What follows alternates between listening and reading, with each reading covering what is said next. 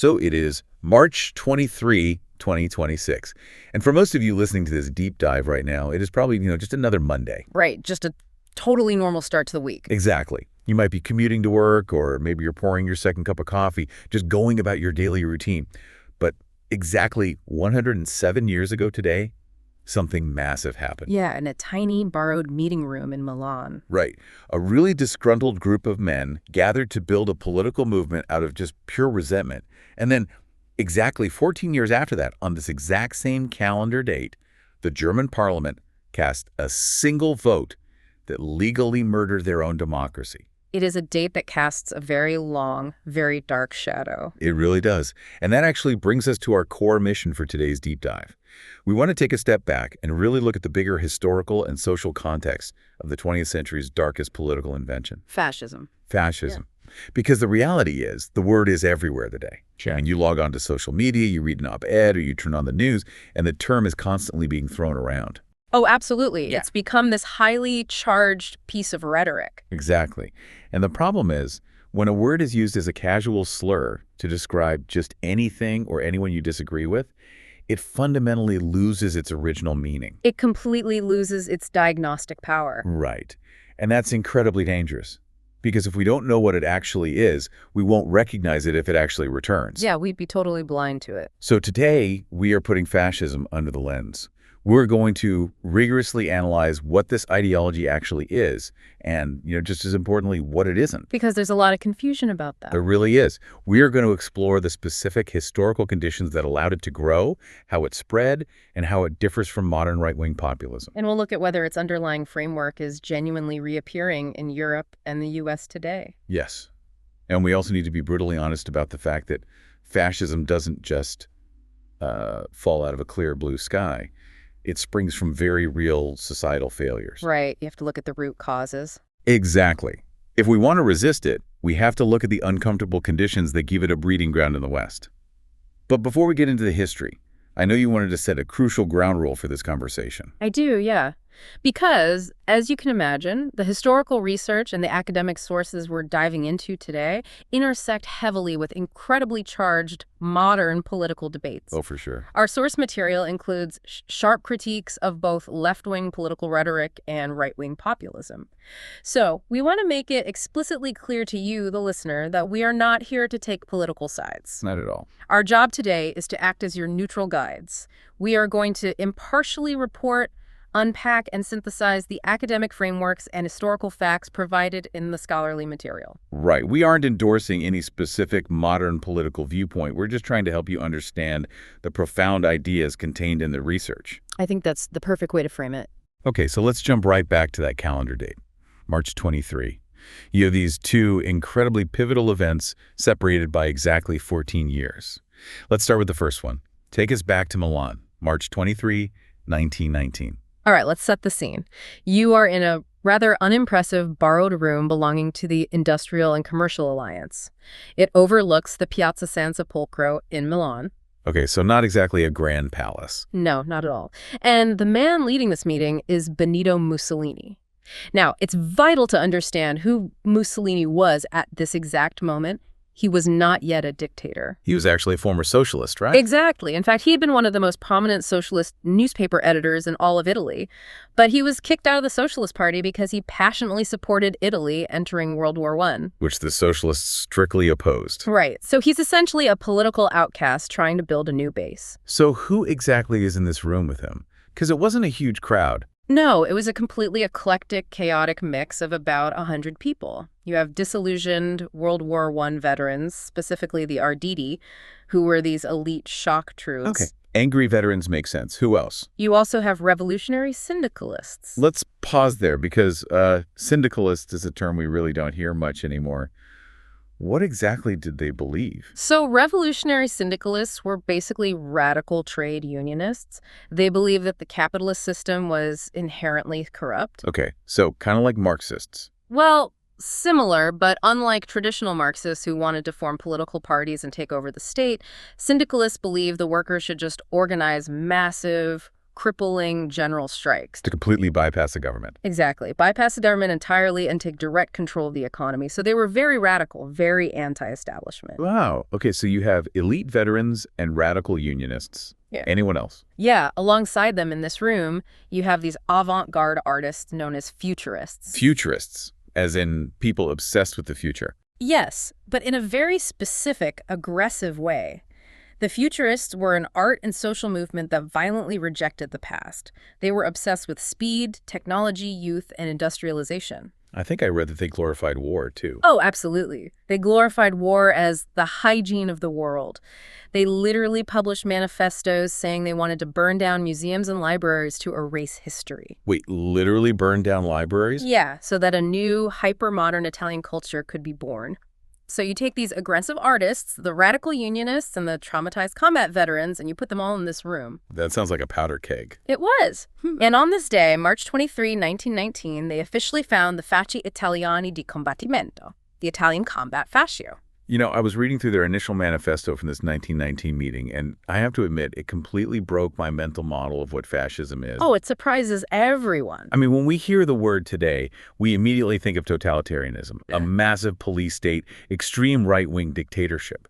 But their founding platform, it called for the creation of a republic. Right. It called for women's suffrage, which was incredibly radical at the time. It demanded an 8-hour workday, a massive progressive tax on capital, and the confiscation of war profits. It reads like a radical left-wing document. Yeah. And maybe the most shocking part, they actually called for the complete dissolution of the standing military. It is a profound historical irony. The foundational document of what would eventually mutate into a highly militarized, oppressive dictatorship actually argued against militarism. It makes no sense when you look at what they became. Well, it was a wildly radical, syncretic platform. It borrowed heavily from the left because Mussolini knew he needed to capture the deep, visceral frustration of the working classes. So he was basically trying to fuse the revolutionary energy of the left with the fierce nationalism of the right. Exactly. He was throwing everything at the wall to see what stuck. So that is the birth. A fringe group of about 100 guys with a surprisingly progressive, albeit totally chaotic, manifesto. Now let's fast forward exactly 14 years. March 23, 1933. We are no longer in a small meeting room in Milan. Right. We are in Berlin. Yes.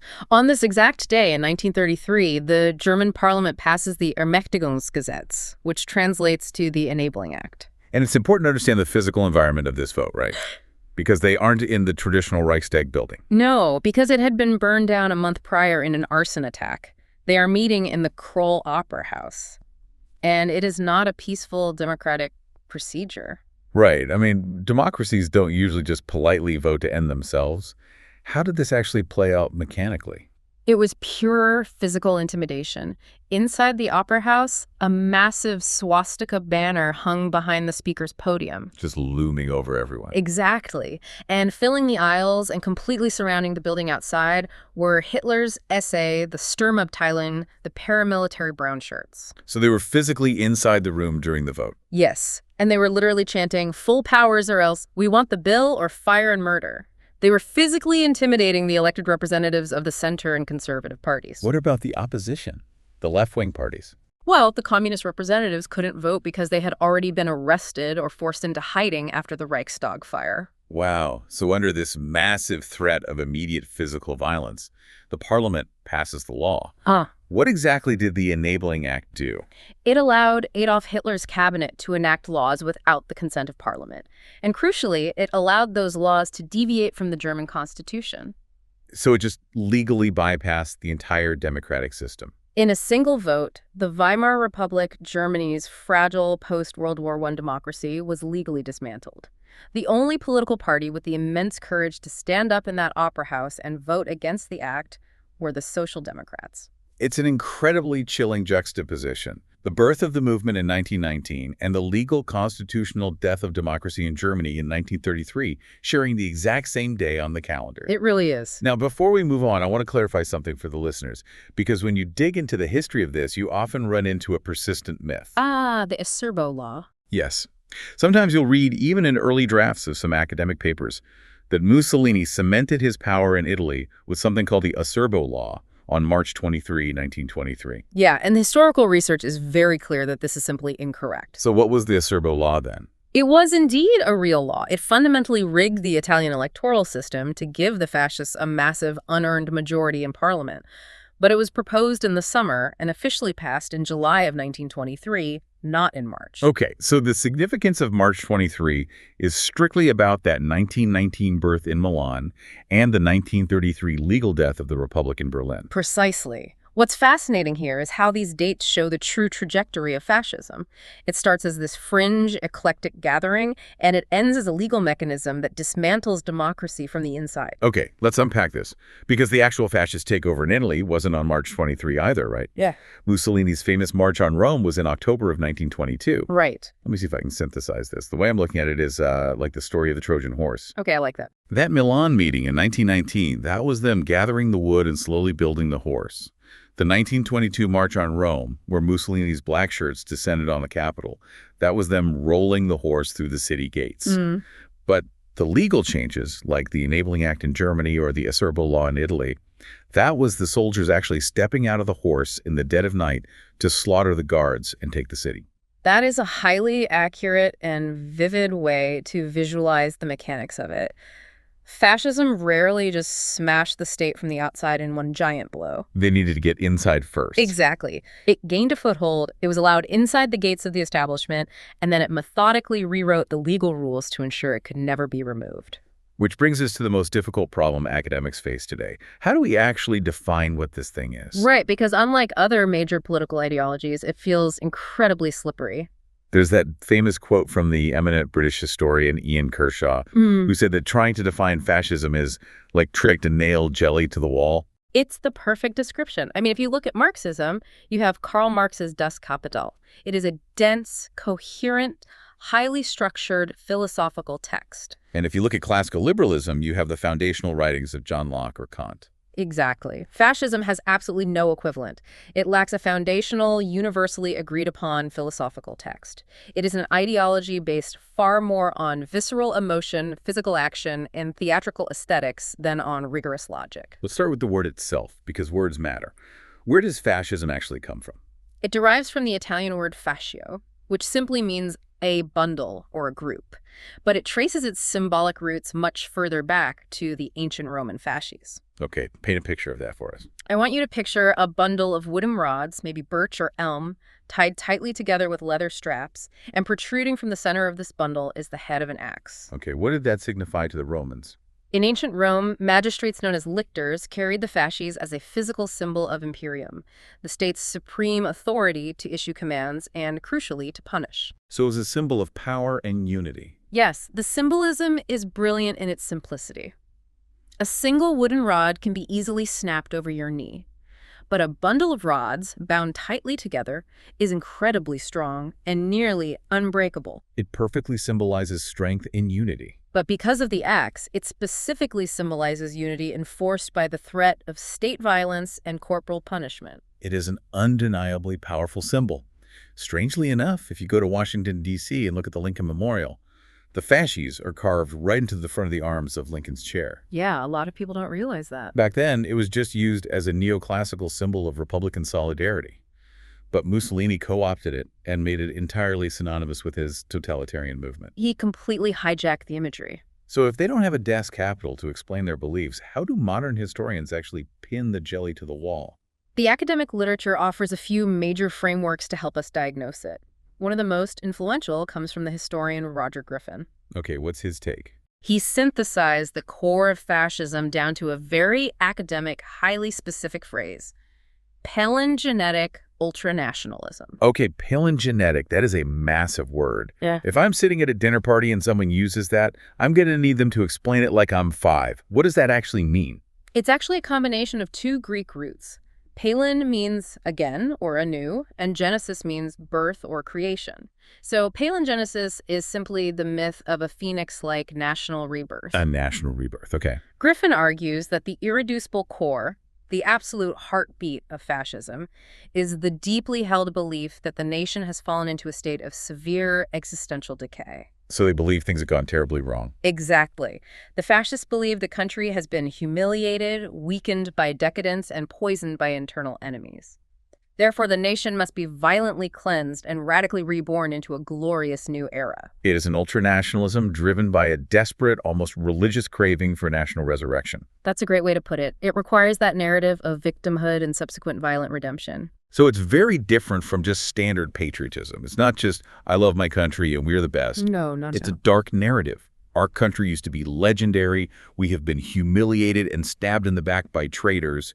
And we need a radical, revolutionary cleansing to make us great again. Precisely. Now, another major framework comes from Umberto Eco, the famous Italian writer and philosopher. What's fascinating about Eco is that he actually grew up as a young boy in Italy under Mussolini's regime. So he lived it. He lived it. In 1995, he wrote a brilliant essay called Fascism, where he didn't try to define it economically, but rather culturally. He listed 14 features of this ideology. I don't need all 14, right? Exactly. His key insight was that you don't need all 14 to be present at the same time. If even a few of them begin to coagulate in a society, fascism can start to grow. I read Eco's essay preparing for this, and what struck me was how psychological his features were. He talks a lot about this weird obsession with tradition. How does that actually manifest? Eco calls it the cult of tradition. It's this belief that all truth has already been revealed in some glorious, mythical past. So there's no need to discover anything new. Right. Because of this, fascism fundamentally rejects modernism and the Enlightenment. It rejects the idea that human reason and critical thinking can lead to progress. So what do they rely on instead of reason? Syncretism. It takes a bunch of contradictory ancient myths, occult beliefs, and traditional values and just mashes them together. And because they reject critical thinking, that leads directly to another one of his features, which is action for action's sake. Yes. For the fascist, thinking is viewed as emasculating. Intellectuals are deeply distrusted because they ask questions and demand evidence. Which slows things down. Exactly. Action is beautiful in and of itself, and it must be taken before or completely without any previous reflection. This naturally leads to an intense anti-intellectualism. He also highlights the fear of difference, which honestly seems like the most obvious tool in the authoritarian playbook. Yeah. The first appeal of a fascist or prematurely fascist movement is an appeal against intruders. Fascism is racist or xenophobic by definition because it needs an other to blame for the nation's decay. They need a scapegoat. They exploit a frustrated middle class that is suffering from an economic crisis or feelings of political humiliation and point them toward that scapegoat. And then there's his concept of selective populism. This one feels incredibly relevant to how we understand political communication today. It really is. Selective populism is the idea that the people are conceived as a monolith, a single theatrical entity that has one unified will. But obviously, millions of people don't all want the exact same thing. Right, because billions of individuals can't actually have one unified will, the fascist leader steps up and claims to be their singular interpreter. The leader claims to magically embody the voice of the people. Oh, wow. So if you disagree with the leader, then anyone who opposes the leader is, by definition, an enemy of the people. It allows the fascists to completely delegitimize actual democratic institutions like parliaments or courts, claiming they are corrupt and don't represent the true nation. that is terrifyingly effective. So Griffin looks at the core myth of rebirth. Eco looks at the cultural and psychological symptoms. And then there's Robert Paxton. Ah, Paxton. Yeah, when you look at the definitive historical research on this topic, Paxton's name is everywhere. But he takes a totally different approach. He doesn't care as much about what they believe. He cares about what they do. Yes. Paxton famously argued that we shouldn't focus so much on what fascists say because, quite frankly, they constantly contradict themselves. Their manifestos change depending on what the crowd wants to hear. Exactly. We should look at their behavior. He defines fascism as a process. It's a form of political behavior marked by an obsessive preoccupation with community decline, humiliation, and victimhood. And mechanically, how does that process work? It involves a mass party of committed nationalist militants. And crucially, these militants strike an uneasy but effective collaboration with traditional elites. They team up with the establishment. Yes. Together, they abandon democratic liberties in order to pursue internal cleansing and external expansion. And they do it by relying on redemptive violence. When you synthesize all three of those frameworks together, it becomes clear that fascism presents itself to the public as this grand third way. A third way between what? Well, it violently rejects liberal capitalism because they view capitalism as selfish. It splits the nation into competing individuals who only care about money. But it also violently rejects Marxist communism because they absolutely hate the idea of class struggle. Right, they don't want the workers fighting the owners. Exactly. They want everyone perfectly united under the flag. That concept is known as corporatism, and it is the economic engine of fascism.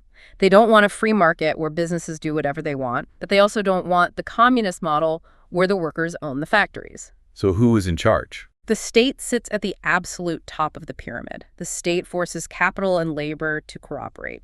If you own a factory, you still own it, but the state tells you exactly what to produce, how much to produce, and what to pay your workers, all for the glory of the nation. And permeating all of this, the economics, the culture, the politics, is the glorification of violence. Oh, absolutely. Violence isn't just viewed as a regrettable necessity to maintain order. For the true fascist, violence is a cleansing moral force. It is a test of your vitality and your manhood. Precisely. Which brings us to a really fascinating evolutionary trait of fascism. It is incredibly adaptable to its environment. I was trying to think of a way to conceptualize this adaptability. At first I thought of a mood ring, but that's a bit too light for such a dark subject. Yeah, maybe a bit too whimsical. I think a better way to understand fascism is to look at it as a political parasite. A parasite. Okay, expand on that. Well, a parasite doesn't have a rigid shape of its own. It takes on the biological traits of whatever host it infects in order to survive and spread. In Germany, or in movements in Norway, the parasite infected the host and utilized these foggy Nordic pagan myths of blood and racial purity. Which made sense for that specific region. Right. But if the parasite went to Italy, Nordic pagan myths wouldn't make any sense to the public. So in Italy, the parasite adapted. It used the myth of Roman imperial nostalgia, the sun-drenched glory of the Caesars. That is a very apt analogy. So if fascism acts like a parasite, adapting to whatever local myth is lying around, how do we ever know when we're actually looking at it? That is the ultimate diagnostic challenge, and the historical consensus is that the best way to identify it is not just to look at its current shape, but to look at the specific environmental conditions that allowed the parasite to breed in the first place. Fascism did not emerge in a vacuum. No, it required a very specific, highly traumatized cradle. And that cradle was the First World War. Absolutely. The absolute catalyst for the birth of fascism was World War I. You have to understand the scale of the trauma. You had millions of men subjected to mechanized industrial slaughter in the trenches for 4 agonizing years. It's hard to even fathom that level of violence. The historian George Moss coined a brilliant term for the psychological fallout of this. He called it the brutalization of politics. What does that actually mean in practice? It means these men came home fundamentally changed. They had lived in a world where extreme physical violence was the only way to solve a problem. They were completely desensitized. Completely. They were accustomed to strict military hierarchy where you follow orders without question. And most importantly, they had learned that human life is incredibly cheap when measured against the grand objectives of the nation. So when these traumatized veterans returned home to a civilian world and saw politicians in nice suits, endlessly debating in Parliament, And compromising and arguing over budgets. they felt absolute contempt. They didn't want debate. They wanted action. They wanted the camaraderie of the trench, and they wanted a commanding officer to tell them what to do. And they came home to countries that were not just economically exhausted, but psychologically broken. Let's look at Germany. Right. They developed this massive toxic coping mechanism called the Dolchstoßlegend, the stab-in-the-back myth. Which was incredibly powerful. Because the front lines of the war were still technically in France and Belgium when the armistice was signed, and because the German High Command had heavily censored the news, many average Germans simply couldn't comprehend how they had lost. They thought they were winning. Exactly. So right-wing nationalists and military leaders created this lie. They said the invincible German army hadn't actually lost on the battlefield. They were stabbed in the back by a conspiracy of Jews, socialists, and liberal politicians at home who surrendered out of cowardice. It was a total lie, but it provided a convenient scapegoat for a humiliated nation. And Italy had their own version of this, right? Yes. Italy had the myth of the Vittoria Mutilata, the mutilated victory. Unlike Germany, Italy was actually on the winning side of World War I. But they still felt cheated. deeply cheated. They had suffered horrific casualties, and when it came time to sign the peace treaties, the Allied powers did not give Italy all the territory along the Adriatic coast that they had been secretly promised. So the Italian nationalists felt betrayed. They felt their victory, paid for with rivers of Italian blood, had been mutilated by arrogant foreign diplomats and weak Italian politicians. So in both Germany and Italy, you have this profound national trauma, a deep sense of humiliation, and a burning desire for revenge. And that trauma was weaponized by these brutalized veterans. But angry veterans and national myths aren't enough to overthrow a government. No, you need more than just angry guys in the street. Right. To actually take over a country, you need money, you need resources, and you need institutional power to look the other way. And that brings us to the second half of the cradle. Yeah. The terrifying specter of Bolshevism. This cannot be overstated. The Russian Revolution of 1917 absolutely terrified the traditional European elites. Because suddenly, a communist revolution wasn't just an abstract theory written in a book. It was a bloody reality. The Tsar had been executed, private property was being seized, and the wealthy were fleeing for their lives, and this fear wasn't contained to Russia. It spread to Italy. Yes. In Italy, between 1919 and 1920, they experienced what became known as the Biennio Rosso, the Red 2 years. What was happening during those 2 years? It was a period of intense social conflict. Inspired by the Russian Revolution, Italian workers started organizing massive strikes. They literally began occupying the factories in Turin and Milan. And agricultural workers were seizing land, right? Exactly. The traditional establishment, the wealthy industrialists, the large landowners, the conservative politicians, and the Catholic Church were in a state of sheer existential panic.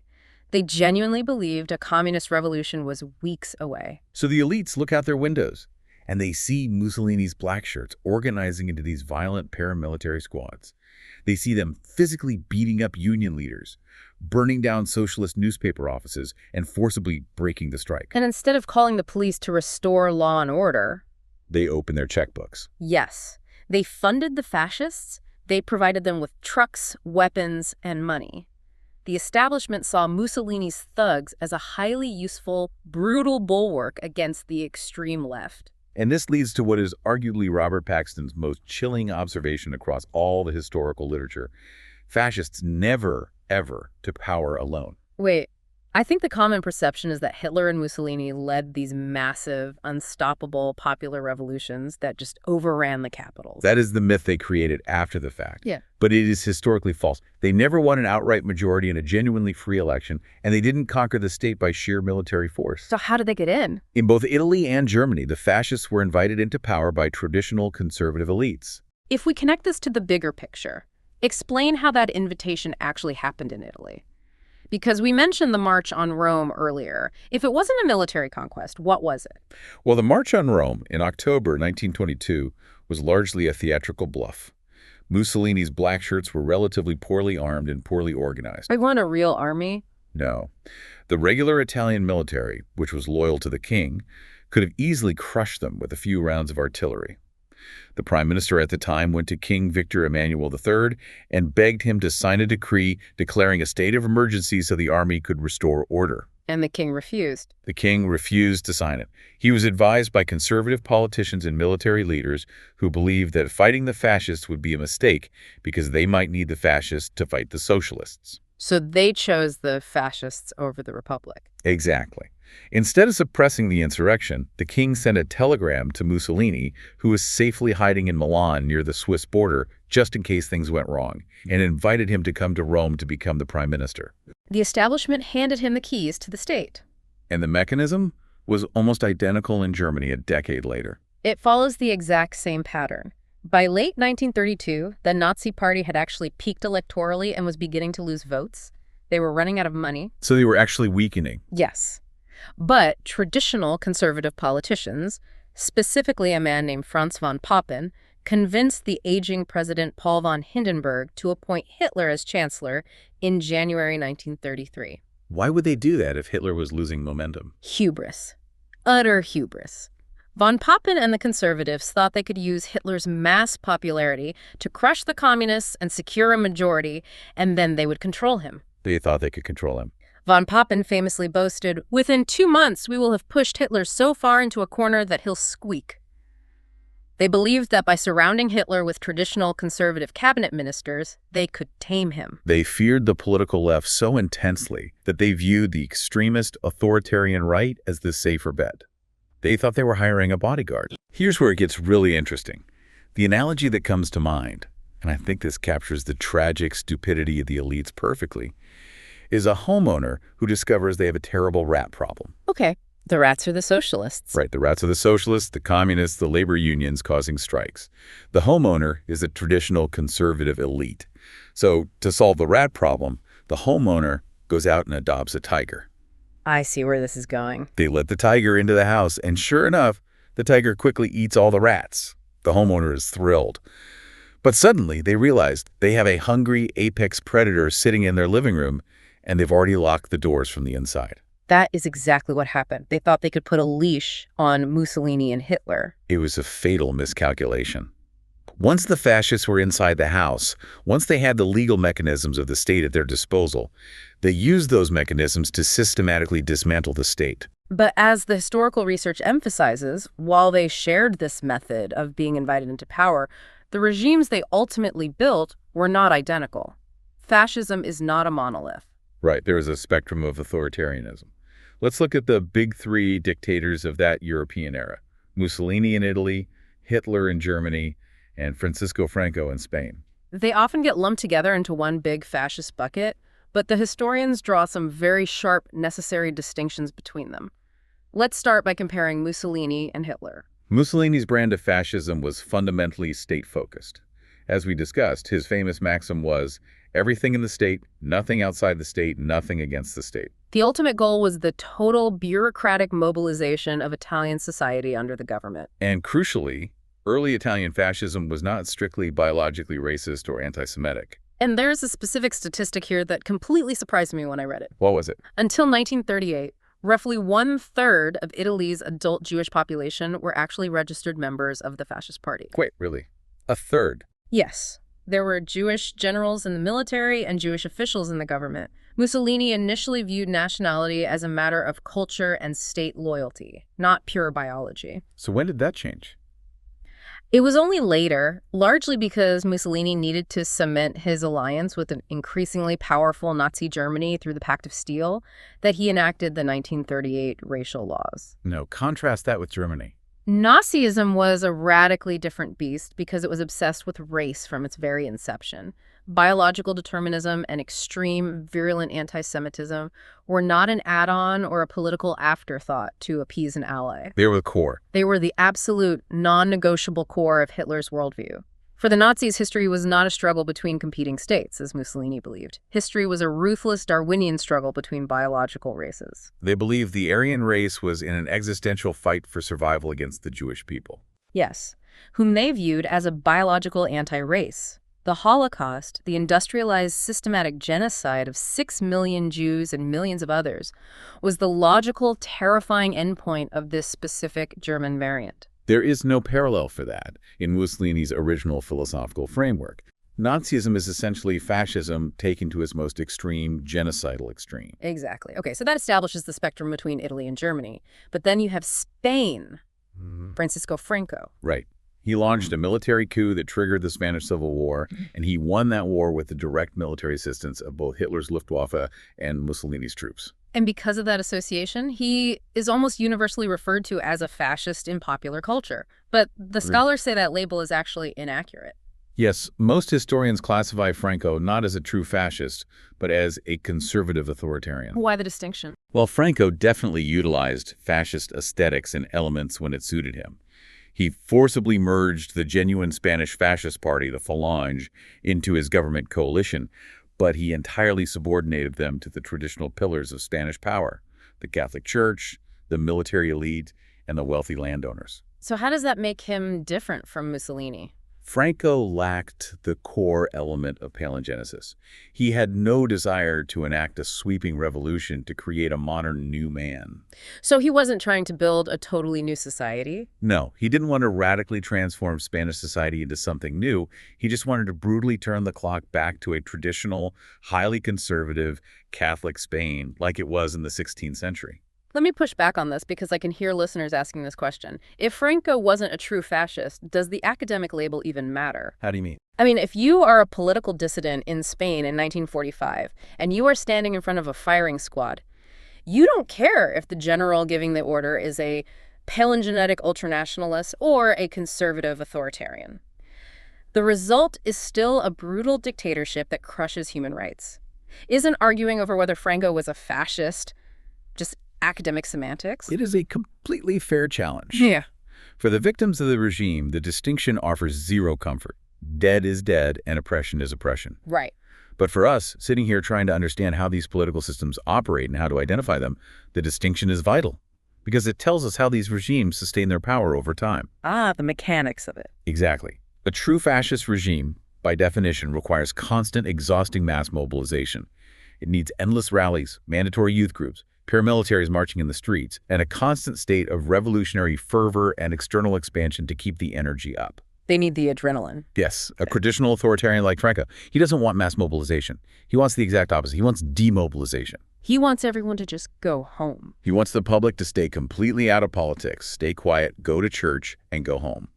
Understanding that mechanical difference is crucial for recognizing what kind of specific threat a democracy is actually facing in the moment. Are they trying to mobilize an angry mob to change the system, or are they just trying to use the police to force everyone to be quiet? That makes a lot of sense. Yeah. The engine driving the vehicle is fundamentally different, even if both vehicles end up running you over. And this debate over labels brings us perfectly to the core problem we established at the beginning of this deep dive: semantic inflation, the concept of the word itself being weaponized.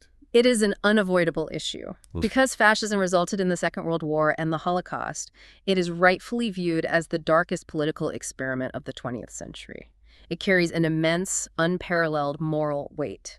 And because of that incredible weight, the word has become the ultimate political trump card in modern discourse. It's fascinating because this isn't even a new problem. Even back in 1944, before the war was even over, George Orwell wrote an essay complaining about the abuse of the word. What did he say? He noted that the term fascism had already been so heavily overused and misapplied that it had essentially been reduced to meaning nothing more than something not desirable. So you disagree with a strict school teacher? Fascist. You don't like a government policy? Fascist. Exactly. The academic sources we are examining today note a very specific critique regarding how the term is used in modern political discourse. They point out that commentators and politicians on the left frequently use fascist as a lazy catch-all slur against right-wing opponents. It's routinely used to describe conservative immigration policies, traditional religious conservatism, or any general form of strict law and order policy. But the problem is, when you label everything from border control to tax cuts as fascism, you completely strip the word of its analytical diagnostic power. It is Godwin's law in action.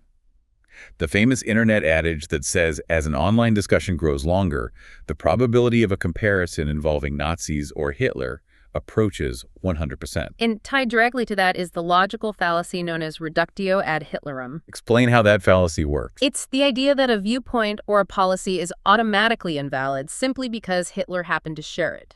For example, Hitler was a vegetarian and passed strict animal cruelty laws. Therefore, supporting animal rights is a fascist viewpoint. Or Hitler built the Autobahn highway system, so investing in infrastructure is fascist. Right. It is completely absurd on its face, but rhetorically it is incredibly effective at instantly shutting down debate because nobody wants to be associated with that era. The academic consensus warns that this semantic inflation creates a very dangerous double-edged sword for society.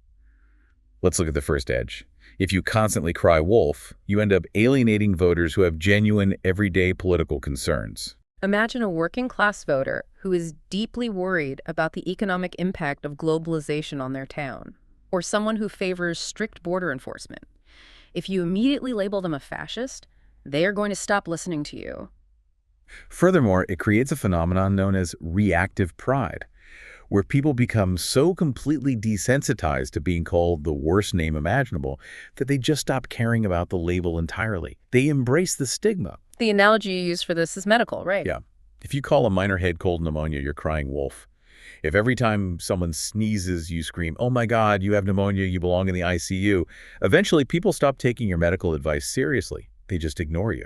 But we have to look at the other edge of that sword. Exactly. If society becomes so terrified of overreacting If we are so afraid of being accused of crying wolf that we ignore someone who's literally coughing up blood in front of us, they die. If we adopt a reverse Godwin's law, where we are absolutely never allowed to use the word fascism because it's considered impolite or hyperbolic, we become totally blind to the actual symptoms of democratic decay when they do appear. That is the exact agonizing tension that historians and political scientists are grappling with right now. You have to ask yourself, when you hear the word used today, is it being used rhetorically, simply to shut down a political opponent? Or is it being used analytically to describe a specific process of institutional decay?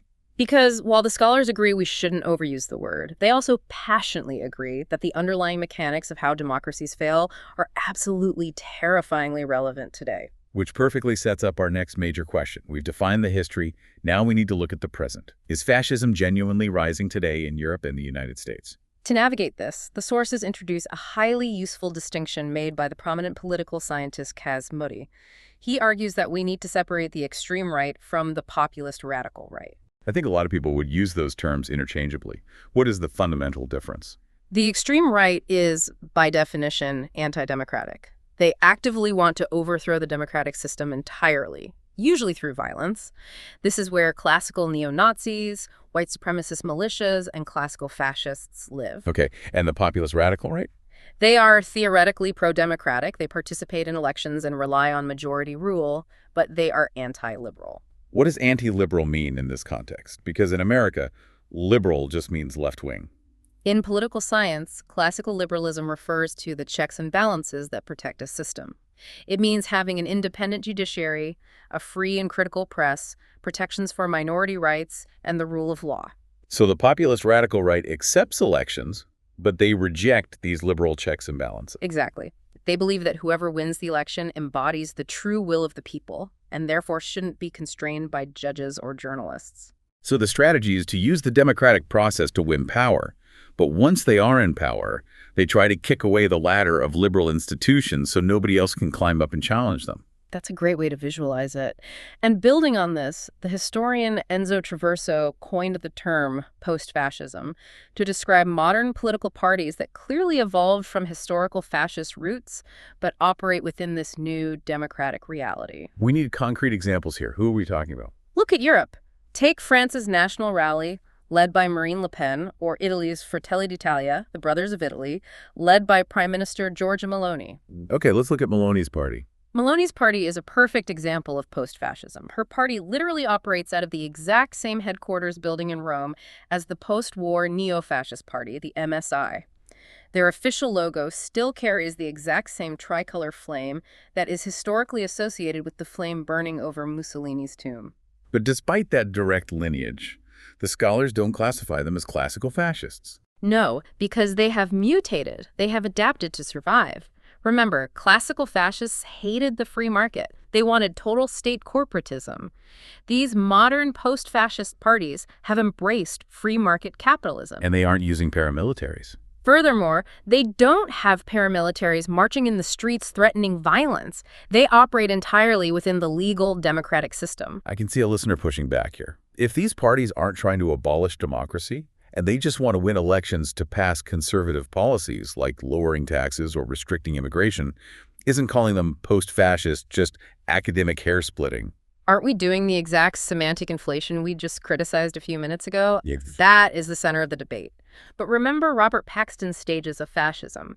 Paxton points out that the first 3 stages of the fascist process, intellectual exploration, taking root as a political party, and arriving at power, often happen entirely within legal democratic bounds. So they play by the democratic rules until they gain enough institutional power to alter the rules of the game permanently. That's why political scientists use terms like post-fascism, not as a simple insult, but as an early warning system. It forces us to ask the uncomfortable question: are these movements playing by the democratic rules permanently because they believe in them? Or are they just playing along until they are strong enough to change them? And when you look at how this threat is perceived, there is a massive, fascinating geographic divide between Europe and the United States. Our sources spend a significant amount of time unpacking this difference. It fundamentally comes down to a profound difference in historical lived memory. Europe has a physical lived trauma of fascism. The destruction was right there. Exactly. The utter destruction of their cities, the bombings, the Holocaust, the secret police kicking in doors in the middle of the night, that happened on their soil. That trauma is carved into their geography. And because of that trauma, European nations built deep constitutional safeguards into their systems. Look at Germany's Grundgesetz, their basic law written after the war. It is specifically engineered to prevent another Hitler from ever rising legal. How does it do that? It employs a concept called Streitbare-Demokratie, which translates to militant democracy. Unlike the U.S., the German Constitution explicitly allows the government to ban political parties or organizations if they actively seek to undermine or overthrow the free democratic basic order. They decided that a democracy doesn't have to tolerate those who want to destroy it. But the United States doesn't have that physical trauma. Yes, the U.S. fought the fascists and lost hundreds of thousands of men doing it, but they fought them over there. No American cities were bombed to rubble by the Luftwaffe. There were no Gestapo headquarters in Chicago or New York. Because the U.S. lacks that physical trauma on its own soil, and because America has such a deep, pervasive tradition of absolute free speech and classical liberalism, authoritarianism in the U.S. looks very different. It doesn't dress up in a military uniform and demand you submit to the state. That would never work in America. Instead, American authoritarianism dresses up in the language of freedom and liberty. It weaponizes the very language of the U.S. Constitution to undermine the institutions of the Constitution. This makes it much, much harder for Americans to recognize authoritarianism when it appears, because it sounds like traditional rugged patriotism. Which brings us to the elephant in the room regarding the modern United States. The debate over Donald Trump and the MAGA movement. How do the top historians and political scientists in the world categorize this movement? And I want to remind the listeners again of our disclaimer. We are not taking a stance here. We are deeply exploring why academics disagree on this exact question. And it is a sharp, fiercely argued divide in the academic community. Let's look at Robert Paxton, the historian who literally wrote the definitive book on the anatomy of fascism. For years during Donald Trump's presidency, Paxton explicitly hesitated to call him a fascist. He argued that it was a label that produced far more heat than light, and he preferred terms like plutocrat or right-wing populist. But Paxton famously changed his mind. He did. After the January 6th attack on the U.S. Capitol in 2021, Paxton publicly changed his stance. He saw the open encouragement of a physical mob to storm a legislature to overturn a democratic election as crossing a definitive red line. For Paxton, that specific mobilization of extra-legal violence to pressure democratic institutions directly mirrored the behaviors he mapped out in his fascist stages. The mechanism was the same. Other academics go even further than that. Jason Stanley, a philosopher at Yale, calls MAGA a fascist movement outright. But his logic is based more on Umberto Eco's cultural symptoms. Stanley points to the rhetoric of a mythical past.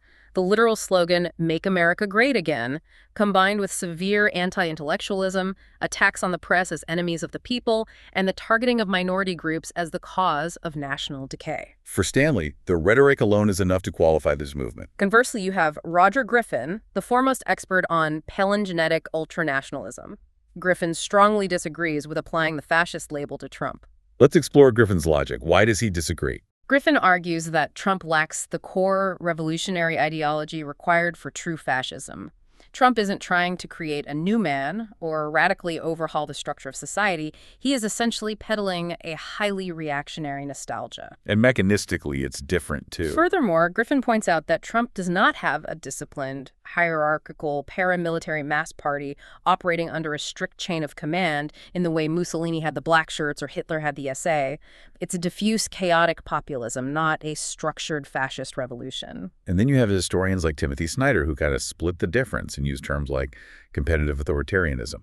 This is a system where elections still exist, but the playing field is so heavily skewed by gerrymandering, voter suppression, and captured courts that the ruling party can't really be removed. All of this debate raises a vital question about how extremist movements mutate to survive in the 21st century. As Griffin noted, we keep looking for guys in matching shirts marching down the street in strict military formation. But today's movements don't need matching uniforms or physical street brawls to mobilize a mass movement. They have the internet. Which perfectly sets up our final area of exploration. We need to talk about starving the roots. Because whether you call it fascism, post-fascism, or competitive authoritarianism, these movements don't just drop out of the sky. They are symptoms of a society where the underlying frame conditions are fundamentally failing. If you want to stop the parasite, you have to look at why the host's immune system is compromised. The historical and sociological sources identify several primary drivers that are creating the breeding ground for this current wave of radicalization across the West. First, you have the undeniable losers of globalization and deindustrialization. For decades, working-class communities in the West have seen their factories close, their jobs shipped overseas, and their economic foundations completely hollowed out. Second, you have rapid demographic and cultural changes. When communities change incredibly fast, it creates a profound sense of cultural fragmentation and a loss of traditional identity. People feel like strangers in their own hometowns. And third, there is a massive growing chasm between urban, highly educated elites and rural or working-class communities. They essentially live in entirely different realities, consume different media, and increasingly view each other with mutual contempt. And there is a specific sociological data point in the research that I think is absolutely vital to understand. Studies show that the strongest predictor for someone voting for a radical right or post-fascist party is not absolute poverty.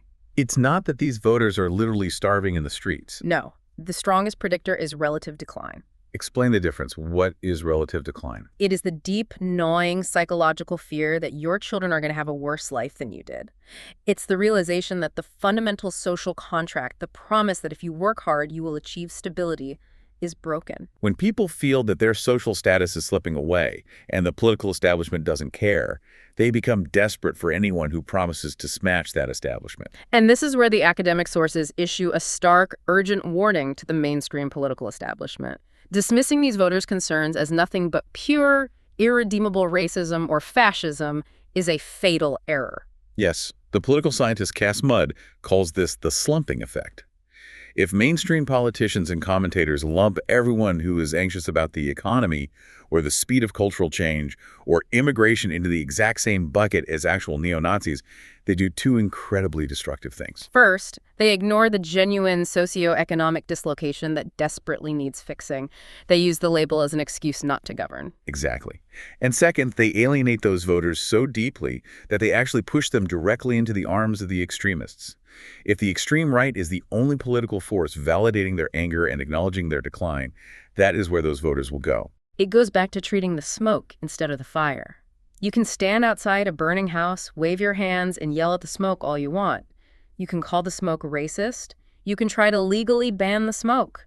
But until you have the courage to ask why the house is burning, until you look at the severe economic anxiety and the completely broken social trust that is acting as the fuel, the fire's just going to keep growing. And that fire is currently being supercharged by a new technological accelerant that simply did not exist in the 1930s: digital amplification. Social media algorithms are not neutral platforms. They are explicitly designed by some of the smartest engineers in the world to maximize user engagement. And the human emotion that drives the highest, most consistent engagement is outrage. The algorithms systematically surface extreme, polarizing content because it keeps eyes glued to the screen. It is a radicalization machine built for profit. We talked earlier about how classical fascism required physical street militias. Today, algorithmic radicalization is the new black shirt. You don't need a charismatic dictator shouting from a balcony in the town square anymore. The algorithm does the shouting for you. It perfectly tailors the propaganda and delivers it directly into the pockets of millions of people, 24 hours a day, 7 days a week. Which brings us to the summary of our deep dive today. What have we learned by putting this under the lens? We've learned that fascism is not a monolith. It is not merely a synonym for bad or authoritarian or conservative. It is a highly specific palingenetic revolutionary process. It is born out of severe societal crisis. It is enabled by the tragic complicity of traditional elites, and it is driven by mass mobilization, scapegoating, and redemptive violence. While the 1930s are not repeating exactly, we aren't dealing with traumatized trench warfare veterans in a pre-digital ruined Europe. The fundamental mechanics of how democracies decay remain highly, dangerously relevant. The vulnerability of democratic institutions, the arrogance of elites who think they can control populace, the weaponization of national humiliation, all of those ingredients are still sitting on the table. Before we wrap up, I know you wanted to leave the listener with a final thought to mull over. I do. I want to leave everyone with a chilling extrapolation, building on the theories of the great philosopher Hannah Arendt, whose work on totalitarianism is foundational to these sources. In the 20th century, totalitarianism required the physical gathering of the masses. It required massive physical rallies, torchlight marches, and public speeches to create the illusion of unified strength. Because of that, it made the threat visible to the entire world. You could look out your window and literally see the danger marching down the street. You could see the disease on the skin of the society. Exactly.